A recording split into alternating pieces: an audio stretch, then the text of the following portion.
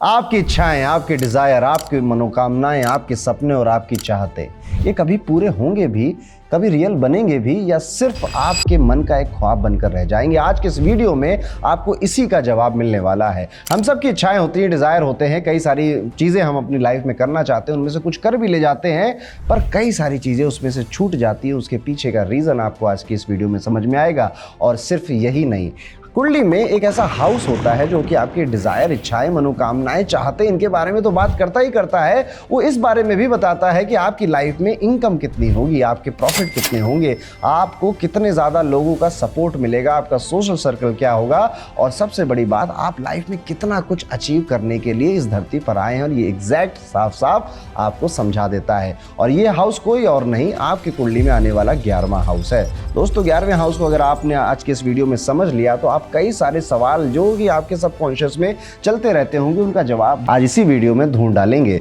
तो एक बार फिर से आप सभी का स्वागत है एस्ट्रो अरुण पंडित के यूट्यूब चैनल पे।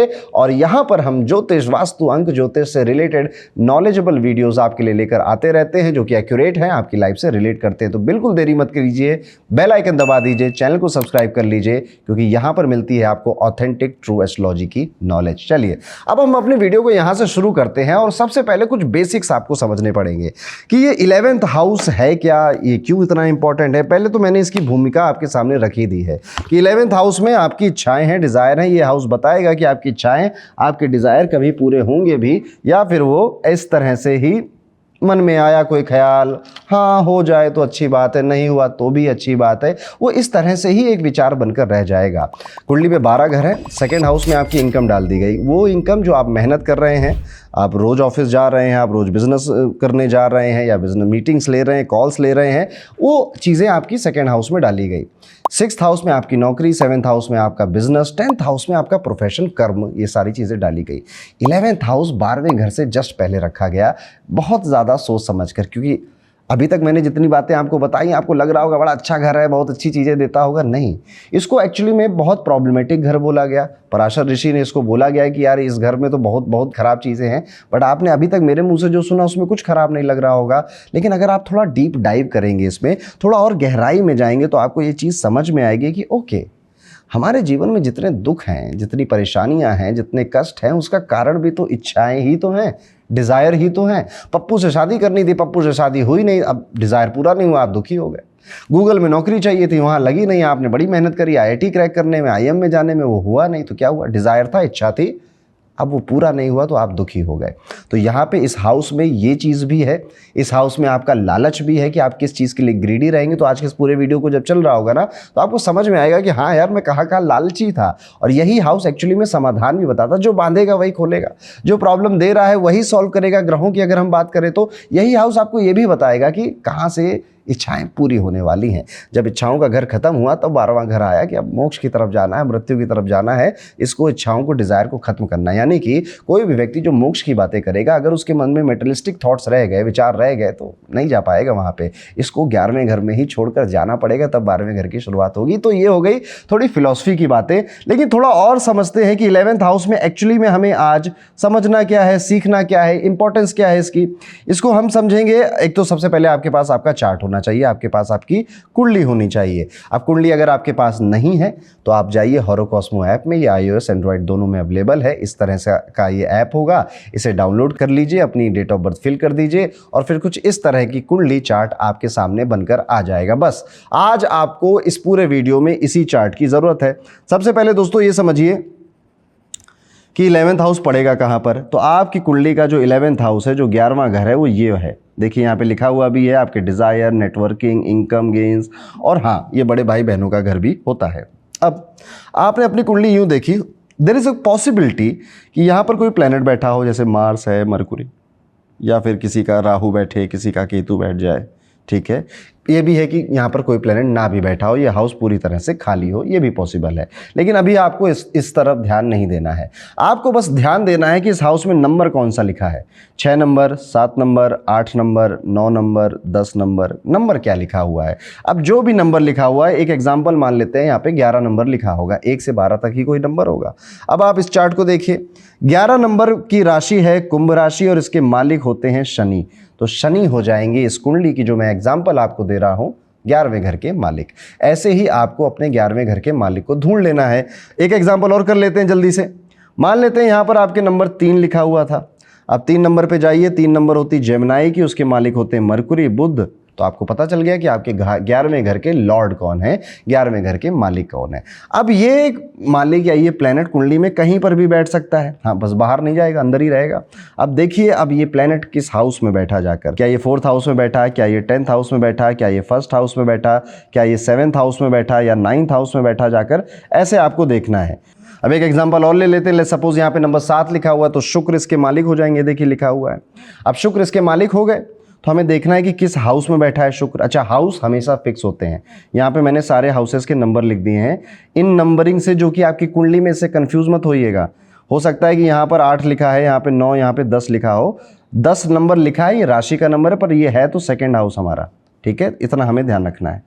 अब देखते हैं, शुक्र ले सपोज यहाँ बैठ गए आकर, तो हम कहेंगे 11वें घर के मालिक 10वें घर में बैठ गए। बस इतनी सी बात आज के वीडियो में आपको जाननी थी कि आपके 11वें घर का लॉर्ड या मालिक कौन है और 11वें घर का मालिक कहाँ, किस हाउस में जाकर बैठा हुआ है। बस अगर आपने इतना जब सब समझ लिया है या देख लिया कुंडली में, आपको पहले से पता है, तो कॉमेंट करके ज़रूर बताइए। और अपने यार दोस्तों, अपने जो आपके जिनसे भी आप प्रेम करते हो, उनके चार्ट को भी ज़रूर देखिएगा या उनको भी ज़रूर बताइएगा कि उनकी इच्छाओं के पूरे होने का सारा दारोमदार किस ग्रह के ऊपर है और वो क्यों पूरी हो रही हैं या क्यों नहीं हो रही हैं। चलिए, इससे पहले आप अपनी कुंडली के 11वें घर को समझें और अपनी इच्छा पूरी करने के सीक्रेट्स को समझें। कुंडली में सिर्फ 11वां घर नहीं होता, ऐसे 12 घर है, 9 प्लेनेट है, 12 राशियां हैं, दशाएं हैं, ट्रांजिट है, बहुत सारी चीज़ें हमें देखने मिलती है। और ये एक बड़ा इंटरेस्टिंग सब्जेक्ट है जिसको जब आप सीखते हैं तो आपका बड़ा फायदा होता है, क्योंकि आप एक तो अपना 8वां घर ठीक कर रहे होते हैं, दूसरा आप ना आपके अंदर एक एक्सेप्टेंस आ जाती है कि आप अपने रिलेशनशिप को बेहतर होता हुआ देख रहे होते हैं और आप ना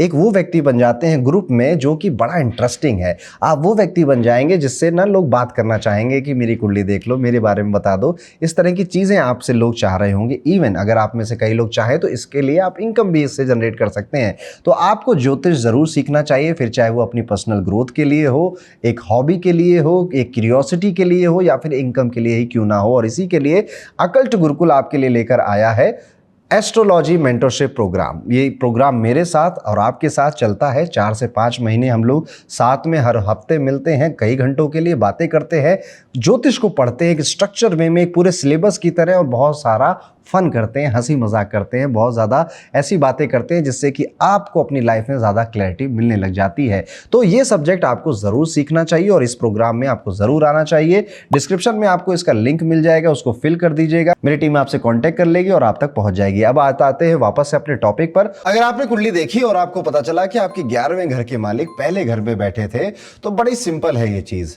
इच्छाओं के मालिक आपका लगन में आया है। लगन हम खुद हैं, हमारी पर्सनालिटी होती है। अब आपकी इस जिंदगी में सारा दामोदार आपके ऊपर ही है।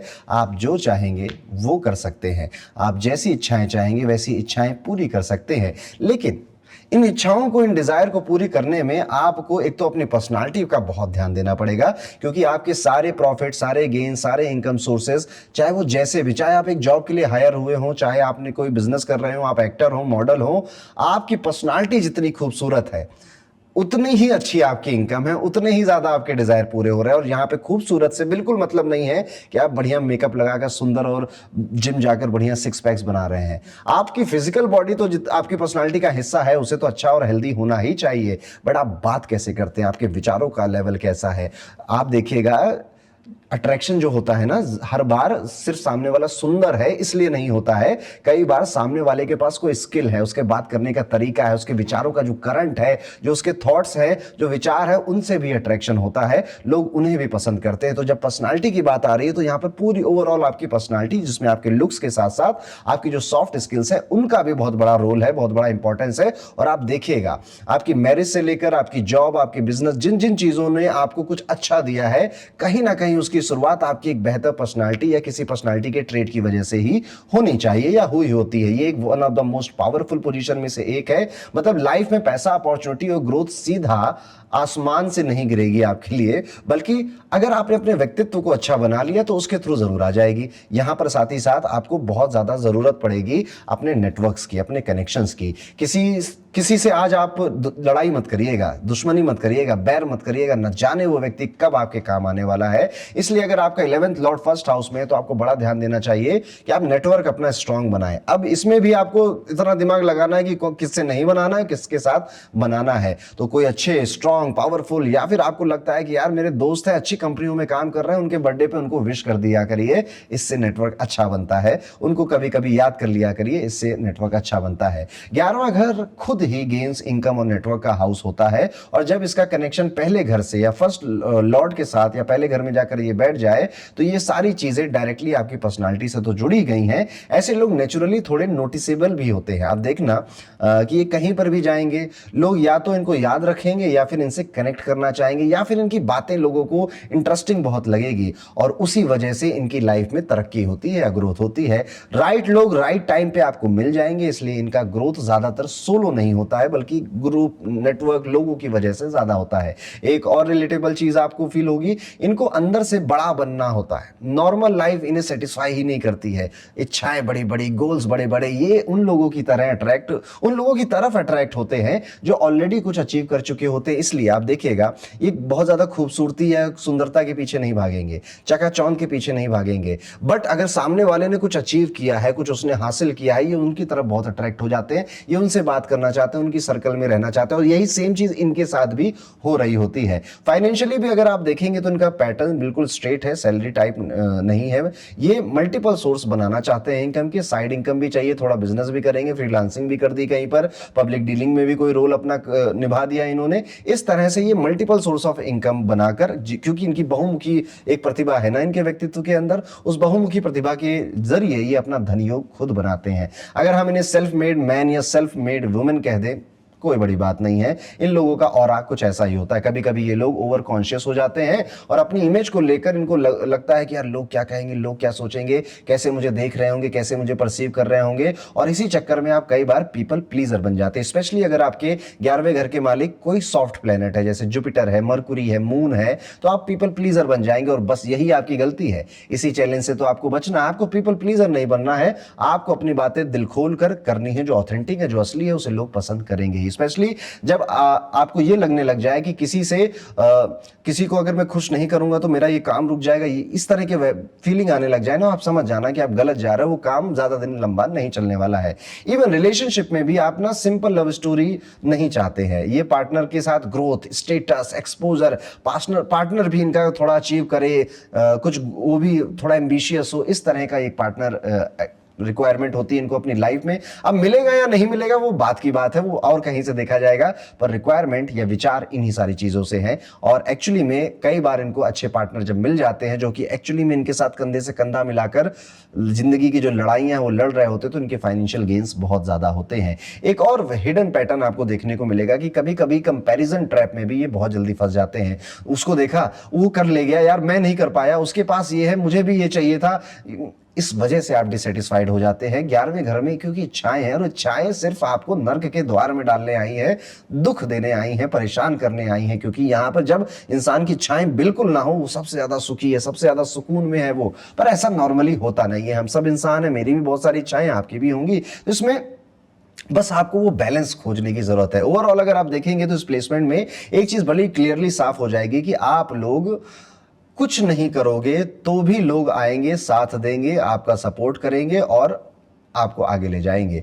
बट अगर आपने अपनी पर्सनालिटी पे थोड़ा ध्यान, कुछ कोर्स कर लिया, 2-4 किताबें पढ़ ली और अपने व्यक्तित्व की इंपॉर्टेंस को आप समझ गए ना, तो पैसा भाग कर आपके पास आएगा, धन भाग कर आपके पास आएगा, और इच्छाएं तो पूरी हो ही जानी है। पर अगर गलत लोगों के साथ या फिर पीपल प्लीजिंग में आप रह गए, वैलिडेशन के पीछे भागते रह गए, तो ये नेटवर्क या ये प्रॉब्लम्स कभी खत्म नहीं होंगी, ये साइकिल कभी खत्म नहीं होगी। तो ये इनके लिए अच्छा भी है, और इनके लिए अगर ये गलत तरीके से इस पोजीशन को लेंगे तो नॉट सो गुड भी है। तो आपको चूज करना है, और आपको मुझे बताना भी है कमेंट सेक्शन में कि आप किस कैटेगरी में अभी फिलहाल फॉल कर रहे हैं। अब वीडियो में आगे बढ़ते हैं, बात करते हैं अगर 11वें घर के मालिक दूसरे घर में आकर बैठ जाएं तो क्या होगा। अब देखिए 11वां घर इनकम का है, दूसरा घर मनी का है, धन का है। अब ये दोनों हाउसेस जब जुड़ जाते हैं बड़ी अच्छी पोजीशन है, क्योंकि ये नेचुरल धन योग है, इसे राजयोग की कैटेगरी में रखा जाता है। ये राजयोग बन गया कि धन और इनकम दोनों का हाउस, लाभ और प्रॉफिट का हाउस जुड़ गए हैं दोनों।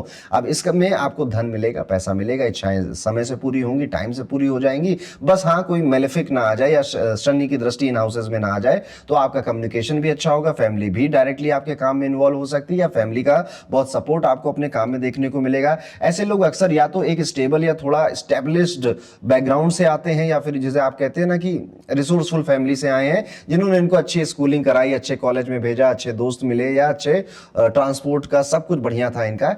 अक्सर ऐसे फैमिली से ये लोग बिलोंग कर रहे होते हैं, और फिर धीरे धीरे लाइफ में अपनी फैमिली को फाइनेंशियली स्ट्रांग बनाने में बहुत बड़ा रोल भी निभाते हैं, क्योंकि इनका फोकस ही यही होता है कि घर को सिक्योर करना है, सिक्योरिटी फर्स्ट, सिक्योरिटी फर्स्ट, इतना कमा लूं कि घर में कभी कोई संकट आए तो उसे मैं आराम से निपटा सकूं। ये लोग इसलिए टाइम से इंश्योरेंस खरीदना, पॉलिसीज खरीदना ये भी कर लेते हैं, और इनका एक क्लियर पैटर्न होता है कि जो धन है ना, जो पैसा है, वो सिर्फ सैलरी से नहीं आएगा, बाकी लोगों से भी आता है, बातचीत से भी आता है। बातचीत और रिश्ते बनाना बड़ी जरूरी चीज है, नेटवर्किंग बड़ी जरूरी चीज है। इस तरह के विचार भी इनके अंदर होते हैं। हाँ, कोई मेलेफिक इन्फ्लुएंस आएगा तो फिर आप अकेले रहने लग जाओगे, सिर्फ मैं, मेरा परिवार और इन्हीं की खुशियों में आप शामिल हो जाओगे। या फिर आप ये भी देख सकते हैं कि अगर 11वें का मालिक दूसरे में बैठा है तो कोई एक ही स्किल है, मतलब बहुत ज्यादा चीजें नहीं आती, एक ही स्किल है, और उसका जो ऑरा बनाया है ना आपने, उसमें लोगों को लगता है यार क्या क्या बढ़िया आदमी, क्या आता है उसको तो बहुत आता है। इस तरह का भी हो सकता है। बहुत बार आप ये भी नोटिस करेंगे कि इनके फ्रेंड्स भी फाइनेंशियली ठीक ठाक होते हैं, अच्छे घर से बिलोंग कर रहे होते हैं, और इनकी हेल्प करने के लिए वो आ जाते हैं। मतलब ये मैसेज डालेंगे ना कि भाई 2000 रुपये उधार चाहिए, आ जाएंगे 2000 रुपये। शायद वो मैसेज डिलीवर हुआ, वो ब्लू टिक भी ना हो, और ऊपर से मैसेज आ जाए फोन पे से आपका कि क्रेडिट हो गया है। थोड़ा सा बस आपको ग्राउंडेड रहना चाहिए, आपको बहुत ज्यादा हम्बल रहना चाहिए। एक और इंटरेस्टिंग चीज है कि इनके लिए पैसा सिर्फ खुद के लिए नहीं होता, ये पैसा परिवार, घर को सुंदर बनाना, फैमिली को नए नए एक्सपीरियंसेस करवाना, ट्रैवल करवाना, इसमें भी इनका पैसा काफी हद तक जाएगा, क्योंकि इन्हें अपना बहुत बड़ा घर बनाना है जिसमें बहुत बड़ी फैमिली को रखना है और सबको खुश भी करना है। अगर ये प्लेसमेंट बहुत स्ट्रांग हो गई, लेट्स सपोज यहाँ पे बेनिफिक प्लैनेट्स बैठे हैं और वो भी बहुत स्ट्रांग कंडीशन में बैठे हैं आकर, या फिर वो अपनी मित्र राशि में आकर बैठे हुए हैं, तो आप एक बहुत अच्छे स्पीकर होंगे, बहुत अच्छे टीचर होंगे, कंसल्टेंट होंगे, आप सेल्स, मीडिया, मार्केटिंग इनको बाय डिफॉल्ट समझने वाले व्यक्ति होंगे। लेकिन अगर ये नेगेटिव कैसे होगा? मंगल, शनि, राहु, केतु अगर वो वहां पे इस हाउस पे पहले बैठे हैं, 11th हाउस में, या फिर आपके 2nd हाउस में, या फिर 11th लॉर्ड 2nd में गया था पर राहु भी वहां पहले से बैठा हुआ था, तो फिर ये थोड़ी सी प्रॉब्लमेटिक सिचुएशन हो जाती है। क्योंकि कभी कभी आप ना गलत लोगों को पैसा दोगे, गलत लोगों की मदद करोगे, गलत लोगों को उधार देने की वजह से आप फंसोगे। फैमिली भी कभी कभी आपको फाइनेंशियल टेंशन का रीजन बन जाएगी। और एक सटल पैटर्न ये भी देखने को मिल सकता है कि अच्छे खाने, अच्छी लाइफस्टाइल के चक्कर में आप पता नहीं कब शो ऑफ करने लग गए, और एक स्टैंडर्ड ऑफ लिविंग को अपग्रेड करते करते आप कब खुशियों को पीछे छोड़ गए। ऐसा भी हो सकता है, पर ये तभी होगा जब वहां पे मेलेफिक्स प्लैनेट 2nd हाउस में बैठे हुए हैं ऑलरेडी, तब होगा। अदरवाइज बढ़िया पोजीशन है, आपको मेहनत करनी चाहिए, आपको अपने परिवार वालों को साथ लेकर चलना चाहिए। बाकी सारी चीजें, सारी सिचुएशन जो 11th लॉर्ड है वो अपनी दशा आने में फिक्स कर देगा आपके लिए। यहां पर आपको अपनी भाषा का, यहाँ पे पहले जैसे 1st हाउस में ना पर्सनालिटी थी की ताले की, यहां पर की है आपकी वाणी, हाउ यू स्पीक, आप बात कैसे करते हो। इसलिए आपको अपनी कम्युनिकेशन पे, अपनी टोन पर बहुत ध्यान देना चाहिए, और इस बात में बिल्कुल नहीं पड़ना चाहिए कि मेरे दिल में जो आता है मैं वो बोल देता हूं, मैं तो बहुत स्ट्रेट फॉरवर्ड हूं, मैं तो बहुत ब्लंट हूं। ये सबसे बेकार बात है। आप स्ट्रेट फॉरवर्ड हैं, ब्लंट है, कुछ भी कभी भी बोल देते हैं, ये कोई तारीफ की बात नहीं है, ये एक खराब ट्रेट है। आपको समझ में आना चाहिए कि इस कमरे में मुझे क्या बोलना है और क्या नहीं बोलना है, ठीक है? नहीं तो आपके ऊपर भी 3 FIR हो जाएंगी अगर आप गलत जगह पे कुछ गलत बोल दोगे, ठीक है? तो आपको ये समझ में होना चाहिए कि आपको कहां क्या बोलना है। तो ये था 11th लॉर्ड इन 2nd house, very good position. अब आगे चलते हैं वीडियो में और समझते हैं कि अगर आपके 11वें घर के मालिक तीसरे घर में चले गए तो क्या होगा। अब तीसरा घर है पराक्रम, करेज, बहुत ज़्यादा हार्डवर्क, बहुत ज़्यादा मेहनत का है। अब आपकी इच्छाएं पूरे होने में बड़ा हार्डवर्क लगेगा, बड़ी मेहनत लगेगी, बड़े सारे एफर्ट्स आपको लगाने पड़ेंगे। सीधा सीधा आसानी से शायद बहुत कुछ ना मिले आपको इस जीवन में, ये भी आपको समझना पड़ेगा। ये वो लोग होते हैं जिनको हर प्रॉफिट के लिए, गेन के लिए खुद को एक्स्ट्रा पुश करना पड़ता है। चाहे वो एक छोटी सी चीज़ हो, चाहे वो कोई बड़ी चीज़ हो, आपको हमेशा कंटिन्यूस एक एफर्ट डालने पड़ते हैं। चाहे वो आपका नेटवर्क कितना ही स्ट्रांग क्यों ना हो, कितने भी आपके अच्छे लोग, अच्छे दोस्त हो, जब समय आएगा तब आप फ़ोन करोगे तो आपको समझ में आएगा कि ओह माय गॉड, ये तो कभी भी ये लोग टाइम पे काम नहीं आते हैं। एक क्लियर पैटर्न आपको देखने को मिलेगा कि मेहनत करो, रिजल्ट आएगा, और सच में आता भी है। पर शॉर्टकट निभाने अगर आप चले गए, यार कुछ शॉर्टकट कर लेता हूँ, मुझे फल मिल जाए, मेरी इच्छा या डिज़ायर पूरे हो जाए, वो चीज़ भारी पड़ जाएगी आपको। Communication, marketing, media, social media, travel, acting, ये सारी या सेल्स भी आपके लिए ये एरियाज काफ़ी अच्छे हैं। तो अगर आप इनमें से जुड़े किसी चीज़ में काम करते हैं तो ये काफ़ी प्रॉफिटेबल पोजीशन आपके लिए हो सकती है। लेकिन अब बहुत सारे लोग इस पे काम नहीं भी करते होंगे, उनके लिए भी एंड में मैं कुछ बताऊंगा। यहाँ पर आपको कोशिश ये करती रहनी है, या फिर आपके साथ ये बार बार होता रहेगा कि आपका कनेक्शन तो बहुत सारे लोगों के साथ है, बहुत वाइड कनेक्शन है, लेकिन काम आने वाले बहुत कम है, या फिर उन रिलेशन को मेंटेन बड़ा करना पड़ता है, बड़ा एफर्ट लगाना पड़ता है उन कनेक्शन से को मेंटेन करने में, सस्टेन करने के लिए। ऑटोमेटिकली कुछ नहीं होगा। इस वजह से आपको थोड़ा सा तो एफर्ट करना पड़ेगा।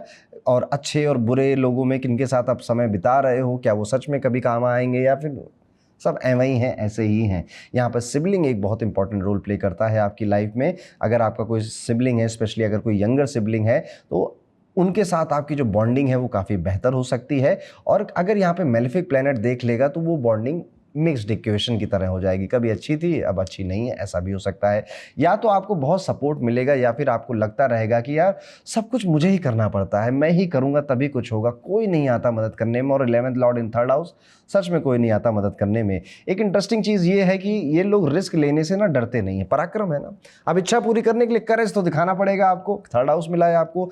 ये जितना रिस्क लेते हैं उतना गेन होता है, एक्चुअली में होता है, और उतना आगे बढ़ते हैं। तो आपको अगर इस पोजीशन का सबसे बढ़िया फायदा उठाना है तो एक तो आप छोटे छोटे ट्रैवल जरूर करते रहा करो लाइफ में। एक जगह पे बहुत लंबे टाइम तक मत बैठा करो। आप 3rd हाउस ट्रैवल का है, आप थोड़े बहुत ट्रैवल जरूर किया करिए। जो प्लेनेट बैठा उससे रिलेटेड मंदिरों में अगर आप ट्रैवल कर लोगे तो बहुत अच्छा है। जैसे मंगल है तो हनुमान जी, सूर्य है तो राम जी, ऐसे मंदिरों में भी आप ट्रैवल कर लोगे तो काफ़ी अच्छा है। लेकिन और जो इंपॉर्टेंट बात आपको यहाँ पे देखनी है वो ये है कि एक तो आप ज़रूर लाइफ में रिस्क लीजिए, थोड़ा सा अपनी औकात से बढ़कर आप कदम उठाइए, डिसीजंस लीजिए और उनके ऊपर आप आगे बढ़िए। अगर आप पीछे हट जाएंगे कि सेफ खेलना है, कंफर्ट जोन में मुझे रहना है, तो मुश्किल हो जाएगी आपके लिए। नेगेटिव साइड यहाँ पर बस इम्पेशेंस है जो आपके लिए परेशानी का कारण बनेगा। अगर आप पेशेंस के साथ काम करना सीख गए, कंसिस्टेंसी ब्रेक नहीं कर रहे हैं आप, तो यही पोजीशन आपको बहुत कुछ देकर चली जाएगी। ओवरऑल सिंपल लाइन में आपको ये समझना है कि कोई कभी काम नहीं आएगा, आपको रिस्क लेना पड़ेगा लाइफ में, शॉर्टकट्स काम नहीं आएंगे, एफर्ट्स मारने पड़ेंगे। और क्या बात है, मारेंगे इस जीवन में एफर्ट्स डालने तो हम पूरे शिद्दत से डालेंगे, ये एटीट्यूड आपको रखना है अगर 11th लॉर्ड 3rd में है। आप मुझे बताइएगा कमेंट कर कितनी बातें आपसे मैच हो रही हैं। आगे बढ़ते हैं दोस्तों, बात करते हैं कि अगर आपके 11वें घर के मालिक चौथे घर में बैठ गए हैं तो क्या होगा। 11वें घर के मालिक चौथे घर में हो तो इंसान की लाइफ का कोर फोकस होता है घर सेटल करना है, घर बनाना है, शांति चाहिए, कंफर्ट चाहिए, सुकून चाहिए, कोर है। और सारी लड़ाई इसी चीज़ के लिए है, सारी इच्छाएं इसी चीज़ के अराउंड है। मतलब इनकी सबसे बड़ी इच्छा ही यही होगी, हैप्पी फैमिली, बड़ी फैमिली, बड़ा घर, कंफर्टेबल घर, घर में कंफर्ट के सारे ऑप्शंस, और लाइफ में एक इमोशनल स्टेबिलिटी भी आएगी।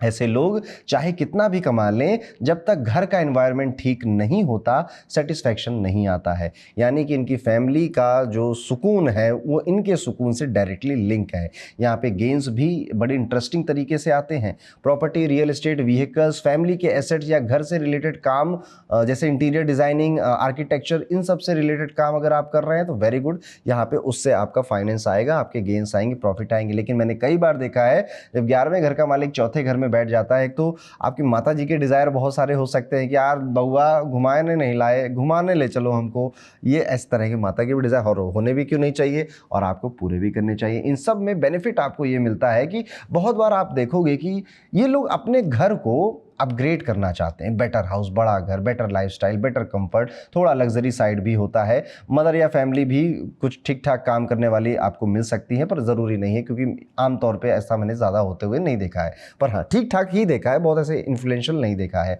हो भी सकता है कुछ केसेस में, पर वो इस वजह से नहीं, कुंडली में किसी और एस्पेक्ट की वजह से हो रहा होगा। या तो आपको सपोर्ट मिलता है या फिर आप उनके लिए रिस्पॉन्सिबिलिटी फील करते रहते हैं। ये लोग बहुत कम उम्र से ही ये सोचने लग जाते हैं ना, जब बड़ा होगा ना तो अपने मम्मी पापा को बहुत बड़ा घर दूंगा, सारी सुख सुविधाएं दे दूंगा, क्योंकि इस सुख सुविधाओं का ही घर है। और आपकी इच्छाएं माता से और परिवार से ही लिंक हैं, जुड़ गई हैं। और एक्चुअली में आप अपनी माता की जितनी सेवा करोगे, मदर की जितनी सेवा करोगे, जितना वो आपके सर पे हाथ रखेंगे, जितना आप उनके पांव दबाओगे, उतना आप लाइफ में आगे बढ़ते हो, आप तरक्की करते हो। आपको अपना एंसेस्ट्रल हाउस नहीं सेल करना चाहिए, नहीं बेचना चाहिए अगर आपको ये पोजीशन मिली, क्योंकि उसके बाद समय और ख़राब होने लग जाता है। ये लोग बाहर की दुनिया से ज़्यादा अपने जो क्लोज सर्कल है, जो परिवार है, इन्हीं ट्रस्टेड लोगों के साथ रहना प्रेफर करते हैं, वहाँ से ही डिसीजन लेते हैं, उन्हीं से पूछते हैं। लेकिन नेगेटिव साइड इस पोजीशन की ये भी है कि कभी कभी सुकून या शांति या पीस के लिए आपको स्ट्रगल करना पड़ेगा। घर में issues, emotional ups and down, या फिर फैमिली के लिए इतना कर देना कि खुद का स्ट्रेस बढ़ जाना, ये भी देखने को मिलता है। घर वालों की इच्छाओं का बर्डन अपने शोल्डर पे कैरी करते रहना, ये भी देखने को मिलता है। करियर में ये लोग आमतौर पे स्टेबल ही रहते हैं। अगर घर के आसपास इनको काम मिल जाए, वर्क फ्रॉम होम मिल जाए, तो उसे बहुत ज़्यादा प्रेफर करते हैं। ओवरऑल एक लाइन में अगर हम समझे तो ये लोग पैसा भी घर के लिए कमाते हैं, सुकून भी घर में ही ढूंढ रहे होते हैं। बैलेंस बनाना बस सीख लेना है, बाकी सारे चैलेंजेस आप हैंडल कर लोगे। तो ये था 11th लॉर्ड इन 4th हाउस, ये भी एक अच्छी पोजीशन में ही कंसीडर होगा। आगे बढ़ते हैं दोस्तों, 11वें घर के मालिक 5वें घर में चले गए तो क्या होगा। अब देखिए, 5वां घर इंटेलिजेंस का है, 5वां घर बुद्धि का है, संतान का है, नॉलेज का, एजुकेशन का। आप सारी इच्छाएं ज्ञान से, नॉलेज से पूरी होंगी। यस, अब मैं कह दूं बच्चे से भी होंगी तो ऑफकोर्स, पर हो सकता है आप बहुत यंग हो, अभी बेबी नहीं है आपके पास, लेकिन हाँ, आपकी संतान आने के बाद भी आप देखेंगे कि डिज़ायर आपके ज़्यादा पूरे हो रहे हैं। अचीवमेंट्स या गेंस या इनकम आपकी इंक्रीज हो चुकी है। यहाँ पे गेंस डायरेक्टली आपकी इंटेलिजेंस से कनेक्टेड है, इसलिए ये पोजीशन बड़ी इंपॉर्टेंट हो जाती है। इसको ध्यान से समझिएगा। 11वें घर में आपकी इच्छाएं हैं, जो भी प्लैनेट बैठेगा, जो भी वहाँ चल रहा होगा, उससे आपके मन में इच्छाएं आएंगी, डिज़ायर आएंगे, अपॉर्चुनिटीज़ भी आएंगी, मौके भी मिलेंगे आपको। लेकिन अगर वो मौके आप मिस कर देंगे तो कि कोई फायदा नहीं है, नॉर्मल सी बात है। लेकिन जब 11वें का मालिक 5वें में बैठ गया ना, तो अब आपकी बुद्धि और आपकी अपॉर्चुनिटीज़ दोनों लिंक हो जाती है। रिस्क लेने की कैपेसिटी बढ़ जाती है आपकी, सही समय पे सही डिसीजन लेने की कैपेसिटी आपकी बढ़ जाती है। ये लोग कब क्या करना है, कब क्या नहीं करना है, बड़े इंटेलिजेंटली इस फैसले पर पहुंच जाते हैं। ये अपने दिमाग, आइडियाज़ और कभी कभी अपने स्मार्ट रिस्क से ग्रो भी करते हैं। आप नोटिस करेंगे कि इनकी कुछ ना कुछ क्रिएट करने पसंद होता है। आप जितने क्रिएटिव होंगे या अपनी फील्ड में जितनी क्रिएटिविटी का यूज़ करेंगे, उतना ज़्यादा आपका इनकम बढ़ने वाला है। कंटेंट हो या बिजनेस आइडियाज़ हो, ट्रेडिंग हो, स्पेकुलेशन हो, हाँ, शेयर मार्केट के लिए भी this is a good position. Teaching या कुछ भी, जहाँ पर भी आपका दिमाग से, आपके माइंड से आप कुछ क्रिएट कर पा रहे हैं, आप बहुत बेहतर करेंगे। बहुत बार ऐसे लोग share market, crypto trading, betting में भी बहुत दिलचस्पी लेते हैं, इंटरेस्ट लेते हैं। और अगर यहाँ पर ये पोजीशन मिली है ना, तो ये चीज़ आपके लिए ठीक भी होगी, आप इस पर बहुत बार पैसा बनाओगे भी। और हाँ, जब ये चीज़ शुरुआत कर रहे होगे तो बहुत बार लॉस भी करोगे, लेकिन एक लॉन्ग टर्म में जब आप देखोगे तो 11वें का मालिक 5वें में, 5वें का मालिक 11वें में, आपको गेन ही हुआ है स्पेकुलेशन के कामों से। इनका एक और स्ट्रॉन्ग साइड ये है, नेटवर्किंग थ्रू टैलेंट। मतलब लोग इनसे कनेक्ट होते हैं क्योंकि इनके अंदर कोई यूनिक स्किल सेट है, कोई टैलेंट है, कोई पर्सनालिटी ट्रेट है, कोई क्रिएटिव एज है, इसलिए लोग इनसे अट्रैक्ट होते हैं। लव लाइफ में यहाँ एक इंपॉर्टेंट रोल ये बन जाता है, क्योंकि 5वां घर आपकी लव लाइफ भी है। कई बार ना आप अपने पार्टनर से, मुझे क्या मिलेगा, मुझे क्या हासिल होगा, मेरा क्या फ़ायदा, मेरा क्या गेन है, इस चक्कर में फंसकर आप रिलेशनशिप जो प्यारा हो सकता था उसे भी खराब कर देते हो। तो यहाँ पर आपको बैलेंस बनाने की ज़रूरत है, यहाँ पर आपको रुकने की ज़रूरत है। ये पार्टनर, आप चाहेंगे कि आपका पार्टनर फाइनेंशियली बहुत बेहतर हो, आपको भी सपोर्ट करे। अब लड़का लड़की का इसमें कोई खेल नहीं है। 11th लॉर्ड 5th में बैठा है, इनकी ये अर्ज है कि सामने से अगर मेरा विवाह हो रहा है, मेरी शादी हो रही है, तो बदले में कुछ तो मिले, मुझे घर मिले, गाड़ी मिले, या फिर एक ऐसा पार्टनर मिले जो कि बहुत ज़्यादा फाइनेंशियली इंडिपेंडेंट है या कमाने लायक है। इमोशंस के चक्कर में यह देखिए, प्यार में जब बुद्धि लगने लगती है ना, प्यार में दिमाग नहीं लगाना चाहिए। प्यार में जब बुद्धि लगने लग जाती है तो फिर चीज़ें गड़बड़ होती है, वहाँ पर आपको बैलेंस बनाना पड़ेगा। अगर आप ऑब्जर्व करेंगे तो ये लोग लकी बहुत है, लकी भी, मतलब आपको फील होंगे जैसा राइट टाइम पे राइट आइडिया आ जाना, ये लक ही है, आपकी किस्मत ही है। कब कौन सी पंचलाइन बोलनी वही निकल जाए मुंह में, तो लक है आपका, किस्मत है आपकी। ये एक रिस्क के साथ भी आता है, लेकिन ये लक एक्चुअली में इनकी सोच और टाइमिंग का रिजल्ट होता है। स्टूडेंट्स के लिए ये प्लेसमेंट स्ट्रांग होती है। अगर फोकस करके अपने एकेडमिक्स पे, कॉम्पिटिटिव एग्जाम्स पे ध्यान देंगे तो काफ़ी बेहतर करेंगे, क्योंकि ग्रेस्पिंग पावर यहाँ पर उनकी काफ़ी स्ट्रांग हो जाती है। लेकिन नेगेटिव साइड है over confidence. Yes, 11th Lord 5th में आप काफ़ी ज़्यादा ओवर कॉन्फिडेंट हो जाते हैं, मुझे सब पता है, मैं सब कर लूँगा, उसमें कई बार आप गलत डिसीजन भी ले सकते हैं। तो ये वो चीज़ है। देखिए, मैं हर चीज़ बता रहा हूँ आपको, हर कोई भी प्लेसमेंट पूरी तरह से अच्छी नहीं है, कोई भी प्लेसमेंट पूरी तरह से खराब नहीं है। वो जो बीच बीच में लाइनें छुपी हुई है ना, वहाँ पे असली ज्योतिष का रस छुपा हुआ है। शॉर्टकट्स लेने की आदत होना, जल्दी पैसा कमाने का माइंडसेट होना, ये भी आपको ट्रबल में डाल सकता है। और यही, अब देखो, यही आइडियाज एक्चुअली में आपको आगे भी ले जा रहे हैं, ग्रो भी करवा रहे हैं, आपके मन में एक आग भी लगा रहे हैं कि कुछ हासिल करना है, कुछ अचीव करना है। बट अगर ये टू मच हो जाएगा ना तो ये आपके रिलेशनशिप्स को खराब कर देगा, उन्हें हैम्पर कर देगा। वही अंत में सिर्फ बैलेंस बनाना है आपको इन चीज़ों में। कभी कभी ये लोग प्लानिंग से ज़्यादा एक्साइटमेंट पे डिसीजन ले लेते हैं, एक्साइटेड हो गए, फैसला ले लिया। ये एक सटल सी चीज़ करेंगे, आपको फ्यूचर प्लानिंग करेंगे, सपने बड़े बड़े देखेंगे, एग्जीक्यूशन की जब बात आएगी तो वहाँ पे इनकंसिस्टेंट हो जाएंगे। यस, इन्होंने अपनी बुद्धि लगाकर, दिमाग लगाकर, अपॉर्चुनिटी देखकर एक पूरा प्लान तो अपने दिमाग में बना लिया है, बट एग्जीक्यूशन में वीक हो रहे हैं। इसलिए इनकी कुंडली में मंगल अगर स्ट्रांग होगा तो एग्जीक्यूट कर पाएंगे, लेकिन अगर नहीं है तो आपको मंगल की रेमेडीज करते रहना चाहिए। ये लोग पैसे अपने दिमाग और अपने रिस्क से बना ले जाते हैं, पर अगर कंट्रोल और डिसिप्लिन थोड़ा सा और बढ़ा ले तो ये पैसे, ये धन, ये अचीवमेंट्स और ज़्यादा बढ़ जाएंगी आपकी। It is a very fantastic position. इसमें आपको पढ़ते रहना चाहिए, सीखते रहना चाहिए। आप जितना ज्ञान करोगे, जितना पढ़ोगे, the more you learn the more you earn. ये वाला कॉन्सेप्ट भी 11th लॉर्ड 5th हाउस में लेकर आ जाता है। और यहाँ पर जो आपको एक अच्छी पोजीशन पे, एक अच्छी पद प्रतिष्ठा की पोजीशन पर भी बैठाने के लिए काफ़ी है। यहाँ पे बुद्धि भी तेज है, किस्मत भी आपके साथ है। आगे बढ़ते दोस्तों, पर आगे बढ़ने से पहले आपने कितनी बातों से रिलेट किया कमेंट जरूर कर दीजिएगा। अब हम समझते हैं कि 11वें घर का मालिक अगर छठे घर में 6th हाउस में आ जाए तो क्या होगा। अब जो छठा घर है ना, ये रोग रिपू ऋण का घर है, ये प्रॉब्लम्स का घर है। अगर किसी का 11वें का मालिक छठे घर में हो तो ये एक ऐसा प्लेसमेंट है जहां पर गेन सीधे स्ट्रगल, कंपटीशन और बहुत ज़्यादा डेली ग्राइंड से आते हैं। मतलब कि ईजी पैसा नहीं आएगा, पर जो भी मिलेगा वो मेहनत से सॉलिड मिलेगा, हमेशा साथ रहेगा। ऐसे लोग लाइफ में बार बार सिचुएशन फेस करते हैं, प्रॉब्लमेटिक सिचुएशन फेस करते हैं, अपने आप को बार बार प्रूव करना पड़ता है। ऑफिस की पॉलिटिक्स हो जाए, कॉम्पिटिटिव एग्जाम्स हो जाए, बिजनेस में राइवलरी हो जाए। और इंटरेस्टिंग बात यह है कि ये लोग प्रेशर में ही बेस्ट परफॉर्म करते भी हैं। आप लोग नोटिस करोगे कि आपकी जो ग्रोथ है ना वो अक्सर तब होती है जब आपके पास ना कई सारी प्रॉब्लम्स, कियोस हो गया है। जैसे लोन नहीं मैनेज हो रहा है, कोई आपको कुटाई कर चला गया है आपकी, अब लड़ाई हो गई है कहीं पे, किसी डिफिकल्ट सिस्टम को आपने हैंडल करना है, स्मूथ नहीं है, नॉर्मल कुछ नहीं है। और आपकी लाइफ में पहले चैलेंजेस आएंगे, प्रॉब्लम्स आएगी, आप उन्हें अपनी बुद्धिमत्ता से जैसे तैसे सॉल्व करोगे एंड देन आपकी इच्छाएं पूरी होंगी, तब आपकी ग्रोथ होने स्टार्ट होगी। बहुत बार ये लोग service industry, legal field, medical industries में भी अक्सर काम करते हुए मिल जाते हैं। जहाँ पर भी प्रॉब्लम सॉल्विंग एटीट्यूड की रिक्वायरमेंट है, उस तरह की जॉब्स में ये लोग या काम में आपको मिल सकते हैं। लाइफ में इवन जॉब के अलावा भी डेली लाइफ में भी ये प्रॉब्लम ही सॉल्व कर रहे हैं, दूसरों की लड़ाइयाँ ही लड़ रहे हैं और यही सोल्यूशन दे रहे हैं। और ये चीज़ आपके गेन से, प्रॉफिट से, ग्रोथ से जुड़ी हुई है। तो यस, आपके शत्रु एक्चुअली में आपके ग्रोथ का रीज़न बनते हैं, आपके एनिमी आपके ग्रोथ का रीज़न बनते हैं। जैसे कि फॉर एग्जांपल एक स्टूडेंट है, वो 12th क्लास की पढ़ाई कर रहा है, उसने देखा कि यार ये पप्पू ये ज़्यादा नंबर लेकर आ रहा है मुझसे। अब उसके अंदर एक राइवलरी हो गई। अब वो जब जब उसको देख रहा है, उसको आंखों में खून उतर आ रहा है, वो और मेहनत कर रहा है, वो और अब ये इसको एक चैलेंज की तरह, ये एक प्रॉब्लम की तरह उसको ले रहा है कि यार इसको पछाड़ना ही है, कैसे मैं ही आऊँगा। अब देखिए एक्चुअली में उसकी वजह से इसके अंदर आग लगी, उसकी वजह से इसके अंदर वो एक पुश आया कि चलो यार करके दिखाते हैं, मैं बिना किए मानूंगा नहीं। ऐसा होता है जब 11th लॉर्ड 6th में बैठता है। तो आपकी लाइफ में आएंगे, बिल्कुल आएंगे चैलेंजेस, और कदम कदम पर आएंगे। आप उन्हें कितनी खूबसूरती से लड़ रहे हो, और आप देखिएगा आप जितनी खूबसूरती से लड़ोगे, अननेसेसरी कॉन्फ्लिक्ट नहीं क्रिएट करना, ना अट्रैक्ट करने हैं आपको। जो भी लाइफ थ्रो कर रही है आपके ऊपर, बस उन सिचुएशन को जिद की तरह लेना है, और जिद से आगे कुछ नहीं है। ग्रहों की जिद फेल हो जाए ऐसी जिद करनी है आपको।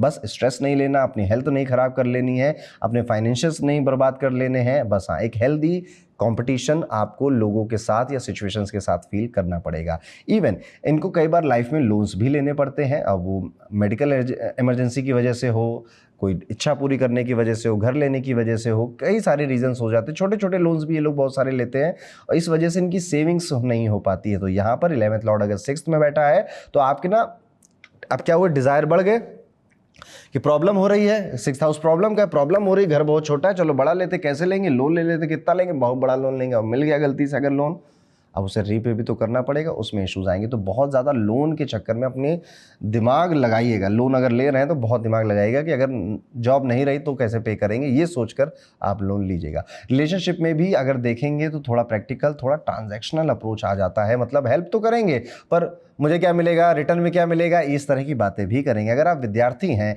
और ये प्लेसमेंट है तो बड़ी अच्छी प्लेसमेंट है, क्योंकि यहाँ पर अब आप कंपटीशन जीतने आए हैं।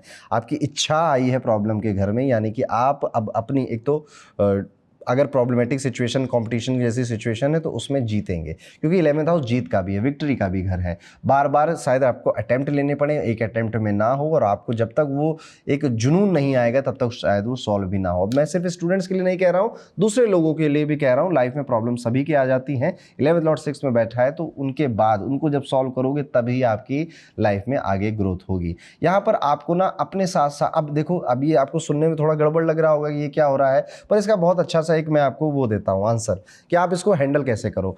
आप ना दूसरों की प्रॉब्लम सॉल्व करो, पैसे से ना करो, अपनी बुद्धि से करो, अपने राय से करो, अपने मशवरों से करो।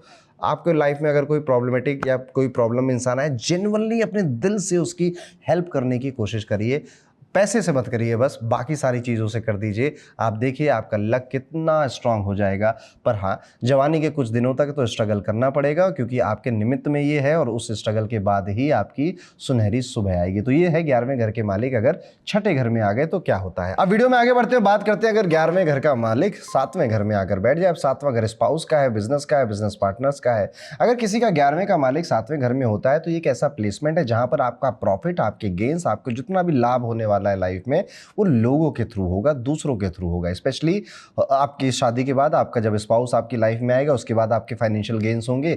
बिजनेस पार्टनर, पब्लिक डीलिंग से आपका फायदा बहुत होगा। सिंपल लैंग्वेज में आप ये समझिए कि आपका नेटवर्क जितना है उतनी ही आपकी नेटवर्थ है। आप जितना ज़्यादा लोगों से जुड़ोगे, अच्छे लोगों से, उतना पैसा और अपॉर्चुनिटीज़ आएंगी। बहुत बार ऐसा है, ऐसे लोगों की लाइफ में ना आफ्टर मैरिज बहुत ज़्यादा ग्रोथ देखने को मिलती है। या पार्टनर फाइनेंशियली स्ट्रांग फैमिली से बिलोंग कर सकता है, और नहीं भी करता होगा तो उसके आने के बाद आपके कॉन्टैक्ट्स, आपके बिजनेस डील्स को एक एक्सपोजर मिलना शुरू हो जाता है।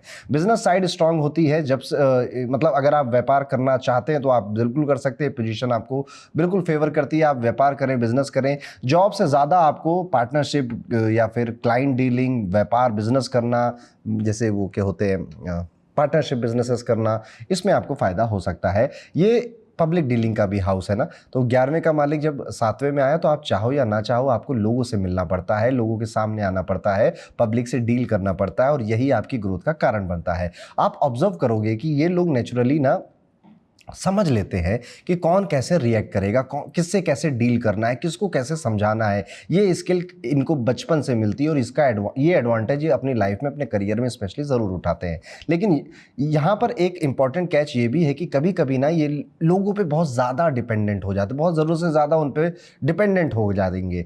मतलब अपनी आइडेंटिटी या अपने डिसीजन मेकिंग दूसरों के थ्रू चलती है, क्या करूँ, सही करूँ। अब 4 लोगों ने एक तरह के विचार मन में डाले ना तो आपका प्लान बदल जाता है, आपका आइडिया बदल जाता है, आप कुछ और करने लग जाते हो। जैसे किसी ने आपको समझा दिया ना, ये करना है, वो करना है, ऐसे ही अच्छा है, तो वो देखो बड़ा आदमी वो भी ऐसे ही करता है, अब आप भी वैसे ही करने लगोगे, और जब वो करोगे तो आप लफड़े होंगे, क्योंकि उसकी ज़िंदगी अलग थी, आपकी अलग थी, और वो फिर प्रॉब्लम क्रिएट करेगा। तो बहुत ज़्यादा दूसरों की नहीं सुननी है, सुनिए सबकी, करिए अपने मन की। रिलेशनशिप में भी एक पैटर्न होता है, या तो पार्टनर से बहुत ज़्यादा फायदा मिलेगा, या फिर सेम पार्टनर के थ्रू चैलेंजेस भी आएंगे। अच्छा, इसमें देखिए एक बड़ी इंटरेस्टिंग सी चीज़ है। अब 11वें घर में इच्छाएं हैं, इच्छाओं का कोई अंत होता नहीं है। विवाह के घर में वो आया, अब आपको पार्टनर चाहे कैसा मिल जाए, कितना अच्छा मिल जाए, आपके मन में वो एक चीज़ रह जाती है कि यार लग रहा है गड़बड़ हो गया, कुछ बेहतर मिल सकता था, कुछ अच्छी शादी हो सकती थी, कोई बढ़िया बेटर पार्टनर मुझे मिल सकता था, इस पार्टनर के साथ उतना मज़ा नहीं आ रहा है। ये मन में आपके थॉट आ जाएगा। अब जो मिलना था वो तो मिल गया, उसी के साथ रहना है। पब्लिक इमेज बहुत स्ट्रांग रखना चाहते हैं ऐसे लोग। इन्हें पहचान, अपना सर्कल बड़ा होने पे गर्व महसूस होता है, और उस सर्कल और उस पहचान की वजह से ही लाइफ में अपॉर्चुनिटीज़ आती हैं। अगर ये विद्यार्थी है तो ये प्लेसमेंट थोड़ा अलग हो जाएगा। ये लोग अब ग्रुप स्टडी, कोलैबोरेशन, दूसरों के साथ काम कर कर अपने पढ़ाई को करना, इस तरह के काम ये करेंगे, which is good. Simple line में अगर आपको ये पोजीशन समझनी है तो इनका पैसा, इनकी ग्रोथ लोगों पे डिपेंड करता है, पर आप लोगों पे बहुत ज़्यादा डिपेंड मत हो जाना, नहीं तो वो प्रॉब्लम बन जाएगा। गलत लोग आप अगर चूज़ करोगे, उन पे डिपेंड हो जाओगे तो आपकी प्रॉब्लम बहुत बढ़ जाएगी, और ये क्लियर डाउनफॉल आपका लेकर आएगा।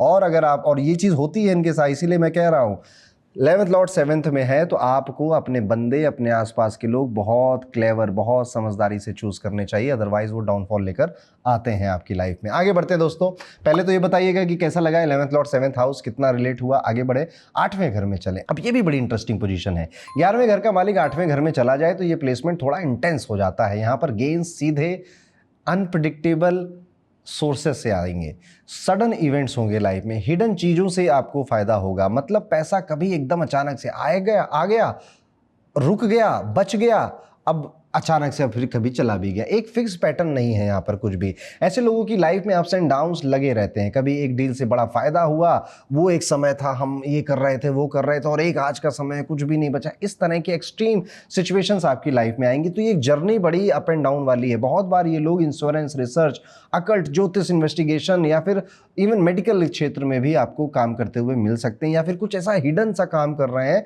जो ज़्यादातर लोगों को समझ में आता नहीं कि आदमी कर क्या रहा है। और एक्चुअली में अगर आप 8वें घर के काम करते हो इस पोजीशन के साथ तो आप बहुत थ्राइव करोगे, बहुत आगे जाओगे। लेकिन अगर आप कोई और काम कर रहे हो तो आपको चैरिटी शुरू कर देनी चाहिए या ज्योतिष सीख लेना चाहिए, जिससे 8वां घर बैलेंस होता है, जहां पर डेप्थ, सीक्रेसी, आपके लाइफ में कई लोगों के सीक्रेट्स होंगे, आपके कई सीक्रेट्स होंगे। इनहेरिटेंस में आपकी इच्छाएं इतनी ज़्यादा थी कि आपको कितना भी इनहेरिटेंस मिल जाए ना, आपके मन में एक मलाल रह जाता है कि यार थोड़ा कम मिला है मुझे, थोड़ा और मिल जाता तो ठीक था।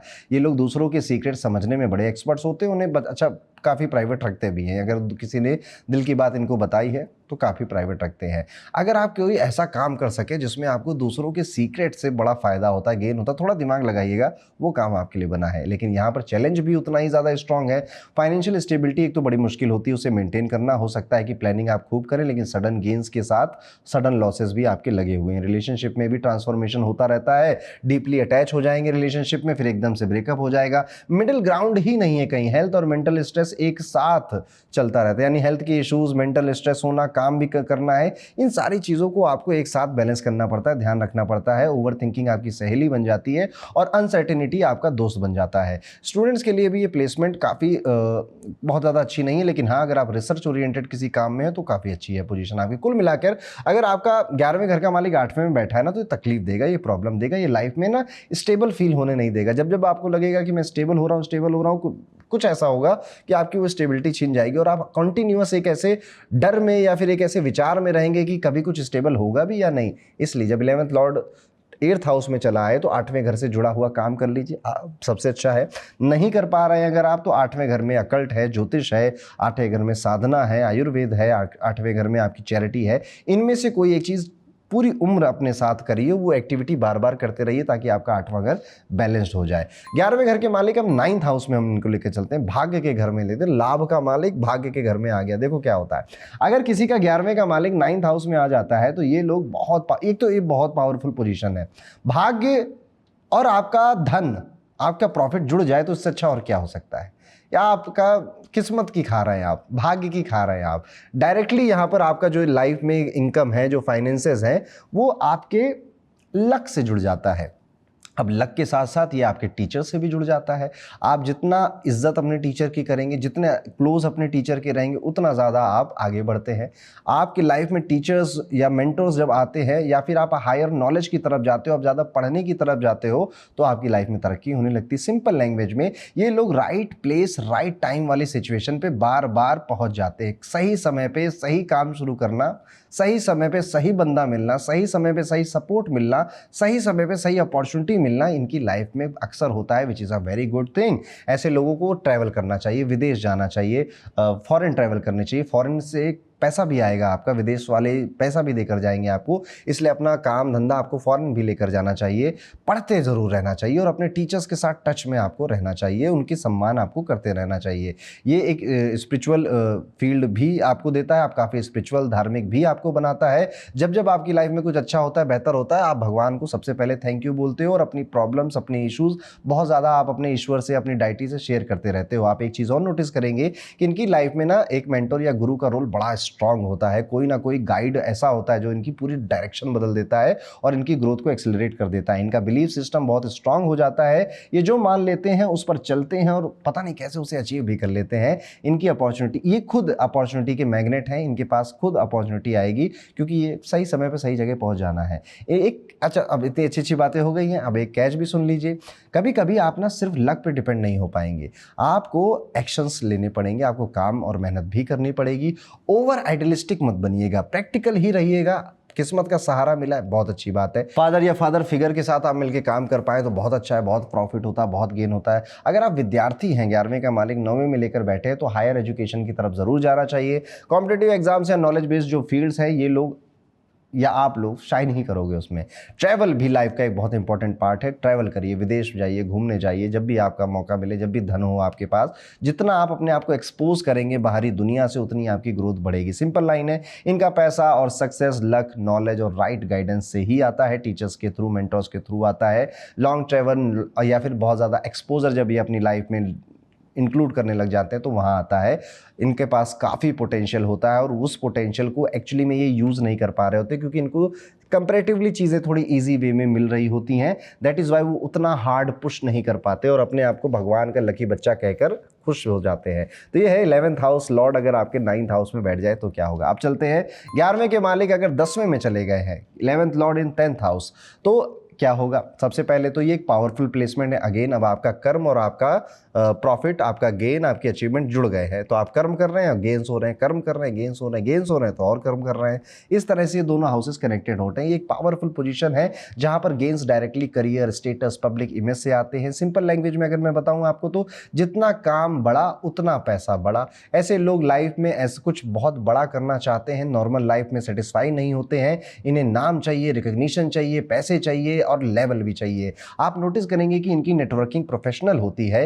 ये रैंडम दोस्ती नहीं करते, ये उन लोगों से ही कनेक्ट करते हैं जो लोग इनकी ग्रोथ में हेल्प कर पाएं। करियर में ये लोग धीरे धीरे क्लाइंब करते हैं, एकदम से नहीं भागते हैं, पर कंसिस्टेंट ग्रोथ आप इनकी देखते रहेंगे और एक स्टेज पे जाके ये स्ट्रॉन्ग पोजीशन अपने लिए बना लेंगे। बहुत बार अथॉरिटी फिगर्स, बॉसेस या फिर गवर्नमेंट कनेक्शन के थ्रू भी गेन्स मिलते हैं। बिजनेस करें तो बड़ा स्केल सोचते हैं, बड़ा करें इसको और कैसे 2-4 फैक्ट्री और 2-4 एकड़ में कैसे काम फैला लें, इस तरह से बड़ा बड़ा सोचेंगे। जॉब करेंगे तो भी टॉप पोजीशन तक आने चाहेंगे। पब्लिक इमेज इनके लिए बड़ी इंपॉर्टेंट होती है। लोग क्या कहेंगे, क्या सोचेंगे, मेरा स्टेटस मार्केट में क्या, ये इनके लिए बहुत मैटर करता है और इसी वजह से ये अपने काम में ज़्यादा सीरियस होते हैं। लेकिन एक कैच है यहाँ पर, कभी कभी ये लोग इतने करियर फोकस हो जाएंगे कि पर्सनल लाइफ इग्नोर हो जाएगी, हेल्थ इग्नोर हो जाएगी, फिर रिलेशनशिप सफर करेगा। वर्कोहॉलिक टेंडेंसी इनके अंदर देखी जाती है, रेस्ट लेना भूल जाते हैं। फाइनेंशियली स्ट्रॉन्ग प्लेसमेंट है, पैसा आएगा, आता भी है और रिस्पॉन्सिबिलिटी भी उतनी ही बढ़ जाती है। स्टूडेंट्स के लिए ये प्लेसमेंट काफ़ी क्लियर डायरेक्शन देती है। गोल ओरिएंटेड माइंडसेट रखना चाहिए,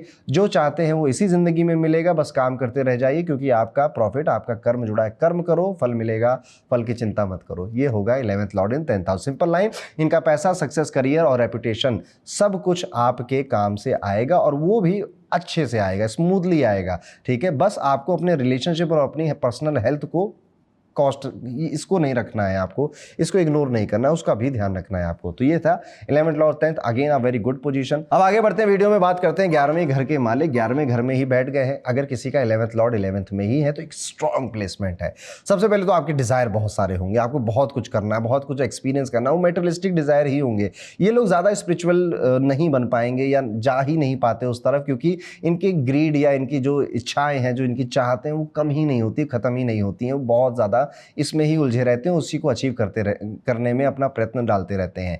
इनकम, नेटवर्क, डिजायर सब एम्पलीफाई हो जाता है यहाँ पर। ये लोग नेचुरली अपॉर्चुनिटीज अट्रैक्ट करते हैं, जैसे इनका सर्कल ही इनका बिगेस्ट एसेट है। आप नोटिस करोगे कि इनके फ्रेंड इन्फ्लुएंशियल होते हैं, बड़े बड़े लोग, अच्छे लोगों के साथ दोस्ती होना, ये सारी चीज़ें जो कि इनको भी एक्चुअली दुनिया की नज़र में पावरफुल बनाता है और यही नेटवर्क इन्हें बार बार फायदा भी देता है। बस इनकी क्या गलती है, अपने नेटवर्क पे ज़्यादा भाव नहीं देते हैं। देखो, घर की मुर्गी दाल बराबर है, अपने मालिक अपने घर में बैठा है तो ये बहुत ज़्यादा भाव नहीं देंगे। लेकिन अगर ये इस एक आदत को सुधार लें और इस चीज़ की इंपॉर्टेंस समझ लें कि हाँ यार, नेटवर्क मेरा बहुत ज़रूरी है, एक टच में तो मुझे रहना चाहिए, न जाने कब कौन काम आ जाए, क्योंकि आपको बाय डिफ़ॉल्ट अच्छे लोग मिलने वाले हैं इस ज़िंदगी में। तो आप अपने इनकम सोर्सेज को मल्टीपल सोर्स ऑफ इनकम में बदल दोगे और आपका फ़ायदा भी होगा।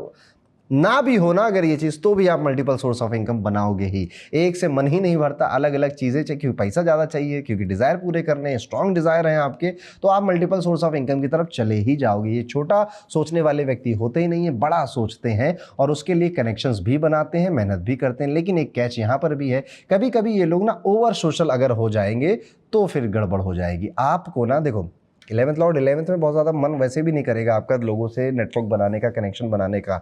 हाँ, जवानी के दिनों में कुछ रहा होगा तो रहा होगा, लेकिन जब करियर की उम्र 30 से 40 की बात कर रहा हूँ मैं, इसमें ना आप थोड़े आइसोलेट ही रहना पसंद करोगे। लेकिन ये नहीं रहना है, थोड़ा सा बाहर तो ज़रूर जाना चाहिए आपको। बट जैसे ही आप बाहर जाओगे, फेक फ्रेंडशिप, डिसअपॉइंटमेंट्स, मतलबी लोग यही मिलेंगे आपको, ठीक है। फिर आप फिर से हो जाते हैं कि सबको मुझसे मतलब है, सब मुझे नहीं करना है, फालतू में मैं चला गया। नहीं, जाओ और वहाँ पे बैलेंस ढूंढो कि सच में कौन फेक है और कौन रियल है। ये चीज़ आप ढूंढ लो और आप ढूंढ ले जाओगे। चालाक होते हैं 11th लॉर्ड 11th में लेकर बैठे लोग, काफ़ी शार्प होते हैं ये लोग। रिलेशनशिप में भी आप देखेंगे कि बहुत ज़्यादा ट्रांजेक्शनल वाइब आएगी आपको रिलेशनशिप में। आपका जो पार्टनर है वो अक्सर आपसे कहेगा तुमने वो नहीं दिलाया, अंगूठी नहीं दिलाई, ये नहीं दिलाया, वो नहीं दिया, मुझे ऐसा भी दो, मुझे वो भी दो। इस तरह का एक रिलेशनशिप देखने को मिलेगा। विद्यार्थियों के लिए, स्टूडेंट्स के लिए ये प्लेसमेंट सपोर्टिव होती है। ग्रुप से सपोर्ट मिलता है, ग्रुप स्टडी में फ़ायदा होता है, दोस्तों का एक अच्छा खासा ग्रुप होता है, तो कभी लड़ाई झगड़ा हो जाए तो वो भी साथ में चले जाते हैं। ओवरऑल एक ये सिंपल लाइन में समझिए कि इनका पैसा सक्सेस, नेटवर्क और अपॉर्चुनिटी से आता है। ये नेचुरली अपॉर्चुनिटीज़ अट्रैक्ट करते हैं, बहुत ज़्यादा दोस्तों से नेटवर्क बनाने की कोशिश नहीं करते, जो कि इनको करनी चाहिए। करेंगे तो इनका फ़ायदा और ज़्यादा होगा। एक चीज़ और है, 11th लॉर्ड 11th में अगर बैठा है, आप बहुत ध्यान से समझिए मार्केट क्या बोल रही है, लोग क्या चाहते हैं। जो मार्केट चाहती है, जो लोग चाहते हैं, आप बस उनको वही देना शुरू कर दो, बस आपका काम बन जाएगा। ये सिंपल सी लाइन है, कभी इसको अकेले में बैठकर ध्यान से सोचेगा, आपको बहुत सारे जवाब मिल जाएंगे। 11th लॉर्ड इन 11th हाउस। आगे चलते हैं।